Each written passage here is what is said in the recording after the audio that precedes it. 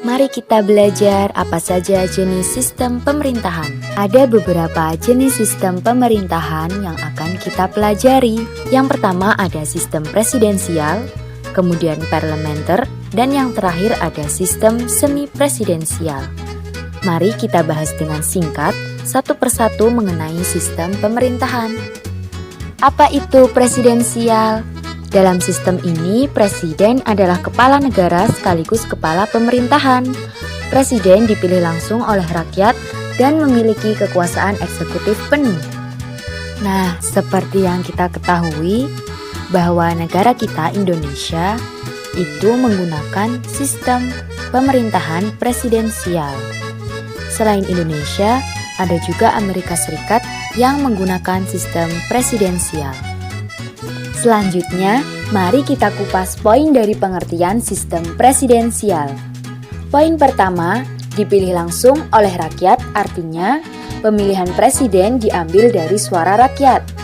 Kemudian poin kedua adalah presiden memiliki kekuasaan eksekutif penuh dalam sistem presidensial, yang berarti presiden memegang tanggung jawab utama dalam menjalankan pemerintahan. Pada sistem ini ada beberapa kekurangan dan kelebihan. Kelebihan di sistem presidensial yang pertama adalah stabilitas pemerintahan.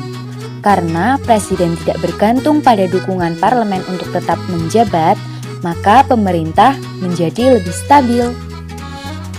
Yang kedua, presiden mendapat mandat langsung dari rakyat sehingga memiliki otoritas yang jelas. Yang ketiga, adanya checks dan balance membantu mencegah penyalahgunaan kekuasaan oleh salah satu cabang pemerintahan. Selain kelebihan dari sistem presidensial, ada juga kekurangan dari sistem presidensial, yaitu yang pertama, karena presiden memiliki kekuasaan besar, maka adanya potensi untuk menyalahgunakan kekuasaan jika tidak ada kontrol yang efektif.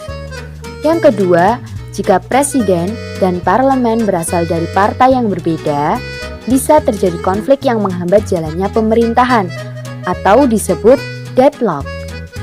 Kemudian yang ketiga, jika presiden tidak kompeten, proses pemakzulan bisa memakan waktu lama dan rumit.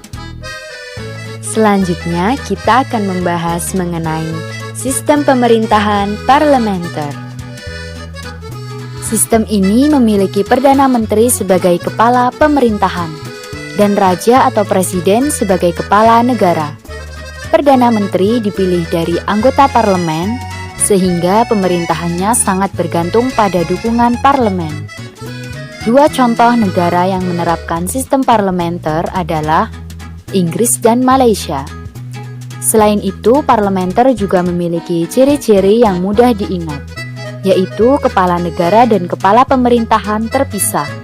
Kepala negara hanya sebagai simbol negara, seperti raja atau presiden. Sedangkan kepala pemerintahan adalah Perdana Menteri yang bertanggung jawab atas jalannya sebuah pemerintahan. Pada sistem pemerintahan parlementer juga memiliki kelebihan dan kekurangan. Kelebihan dari sistem ini adalah adanya fleksibilitas pemerintahan.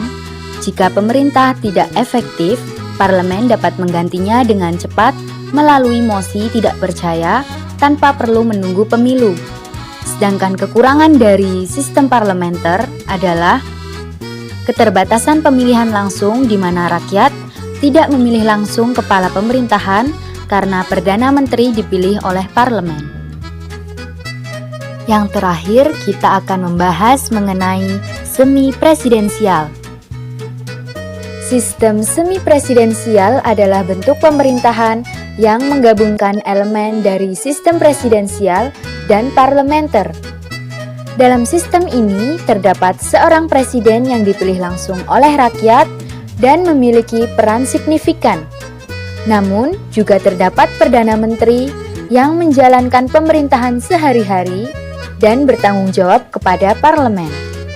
Pada sistem ini memiliki beberapa ciri. Yang pertama, presiden bertindak sebagai kepala negara, sedangkan Perdana Menteri adalah kepala pemerintahan.